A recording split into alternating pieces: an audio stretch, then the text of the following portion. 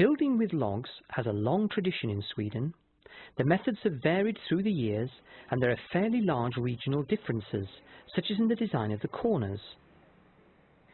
Today, there are log houses produced in modern industrial facilities using computer-controlled machines.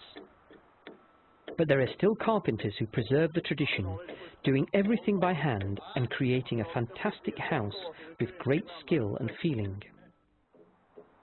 The variations between these two extremes are legion, even as to the degree of mechanization.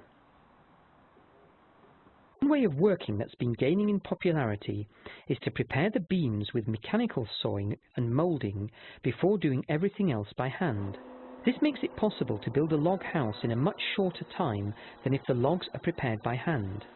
The most common method is building with fresh logs, but then the beam must be raised as soon as possible after it's sawn and moulded.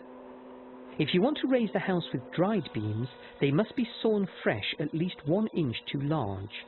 When they've dried, you can saw them to the correct dimensions, ensuring straightness.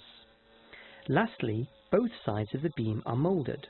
Logosol arranges courses in building log houses. Over 1 week, you can learn the basics. Many of our participants take the course as a break from a stressful working schedule.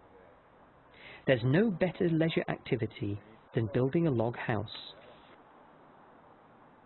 According to Tycho Lu, log cabin expert used by Logosol for the courses, if you use ready moulded beams, you can save up to 30% of the time otherwise needed if you had to mould them with hand tools and chainsaw.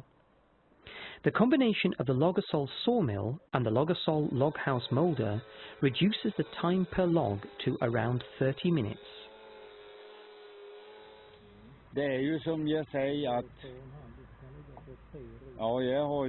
Previously, I did everything by hand, but then I didn't earn anything either. I guess you can see that by how thin I am.